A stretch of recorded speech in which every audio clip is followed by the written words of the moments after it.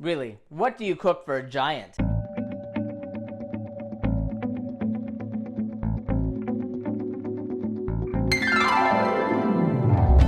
Welcome back to Cliffieland. This is Weekend Country number 128 on our second attempt of cooking the food of every single country in the world. And tonight we're up to the nation of Nigeria. Nigeria, also known as the Giant of Africa because it has the continent's largest population and economy, is bordered by the Atlantic Ocean, Benin, Niger, Chad, and Cameroon. And its food is kind of the definition of West African cooking. And that presented a little bit of a problem last time as well as this time. So let's take a look and see how things went when we tried things then.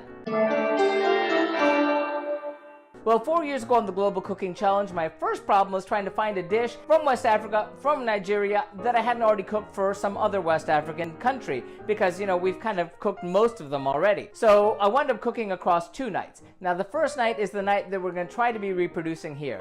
And for that night, we're going to call it a westernized version of, details on that in a moment, Egusi Soup, which is optimally made with melon seeds. Egusi, although this particular dish was made with pumpkin seeds. Again, more on that in a moment. It was really tasty, and we served that with a mashed cassava made with gari, which we've actually cooked for a different country earlier. Now, those are both really delicious. We're going to try to improve on that, although we did run into some roadblocks. Again, you'll see that in a minute. For the second night, though, we did something different. We did a marinated peanut-encrusted spicy kebab, which was grilled, which was really delicious, and we served that with some millet pancakes. Those were all superb, and unfortunately, we're not able to do those tonight because A, we didn't have the time for the marinating, and B, we don't have a grill here anymore. So back to the soup. As I said, we're going to try to do this Egusi soup, and to do that, this time I reached out to a dear Nigerian friend for some advice, and she pointed me to a different recipe, which is obviously much more traditional. It involved actual egusi seeds, as well as some other things that make it more traditionally West African, such as red palm oil, which we got, and smoked fish, dried crayfish, and a piece of smoked stockfish. Those all presented something of a problem because I wound up going on a giant adventure going out to the African markets that we relied on last time for Cameroon. You can see the one that worked out with over here. And that market was out of business. Went to a different one, and that was out of business. And went to another one, and that one had closed early for a holiday. And the last one we went to wasn't even an African market at all. So we really struck out there. So we had to punt. We're trying to adapt it as much as we can to the traditional, but we're going to be going with the pumpkin seeds instead of the egusi. I'm so sorry. I didn't have a week and $30 for mail order. Though we did get the gari. So, all that being said, let's take a look and see what goes into tonight's dish. First, for our egusi soup, we'll need 3/4 of a cup of pumpkin seeds. Optimally, you'd want to use egusi or melon seeds here, if you can find them. 1.5 pounds of cubed beef stew meat, 1/2 cup of sustainable red palm oil divided into 1/4 cup portions, 2 large tomatoes chopped, 2 small onions chopped and separated, 2 habanero peppers seeded and minced, 15 ounces of tomato sauce, 3 tablespoons of tomato paste, 2 bouillon cubes, 1.5 cups of water, or in this case stock, 2 pounds of fresh shrimp, peeled, deveined, and tails removed. Optimally here, you'd want to use a combination of ground dried crayfish, dried smoked fish, and a boned stock fish piece if you can find all of those. 1 pound of fresh spinach, washed and chopped. Optimally though, you'd really want to use ugu or bitter leaves if you can find them. And then for our iba, we'll need 1 part gari, that is cassava grits, and 4 parts water. Okay, that looks really good. Let's get cooking.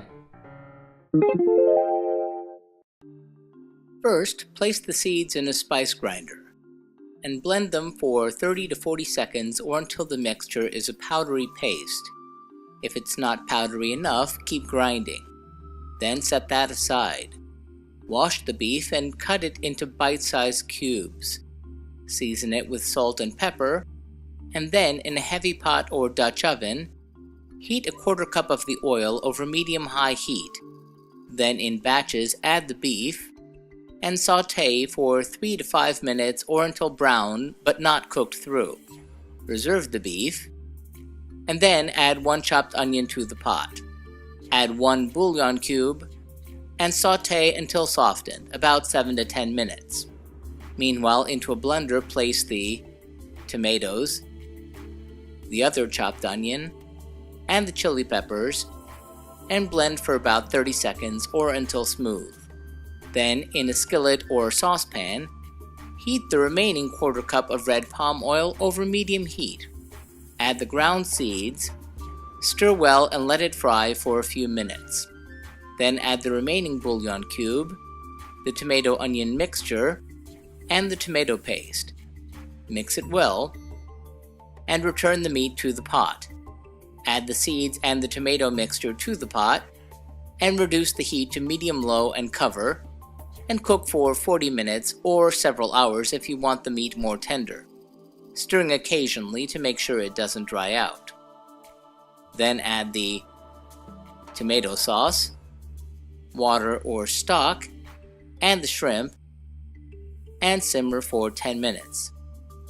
Then add the spinach, and continue to simmer for 10 minutes more. Meanwhile, work on the eba. In a medium saucepan, bring the water to a boil. Sprinkle half of the gari on top, and stir to mix.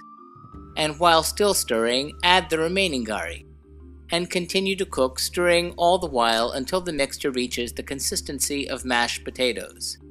Serve the soup in soup or stew bowls, and serve with the eba, rice, or fufu on the side.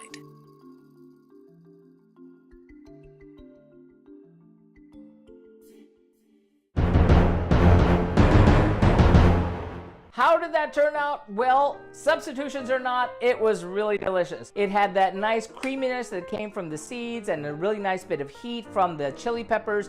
The meat was nice and tender, the shrimp was cooked perfectly, and the spinach, yes, I know, once more, we had to substitute spinach instead of the actual bitter leaves from Africa because once again, you cannot find those over here in South Florida. Someday I'll go to Africa and have the real thing, trust me. But it was really delicious, and along with the mashed cassava, which wasn't pretty but tasted really nice, it was really wonderful. I'm going to give that combination of dishes 4 out of 5 globes. I would give it 5 if I had all the original stuff in it.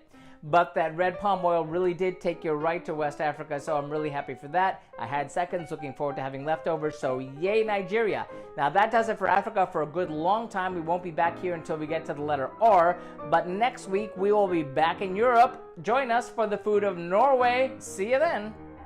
And remember, if you'd like to see our streams live when they happen, follow us on Periscope or Facebook Live. Like and subscribe to be advised when these videos are posted. If you have any thoughtful feelings or helpful suggestions about the food that we're cooking, sound off in the comments. Remember, links to the original recipes, remember these aren't my recipes, are found in the About section. And tune in next time. Thanks for watching and happy eating!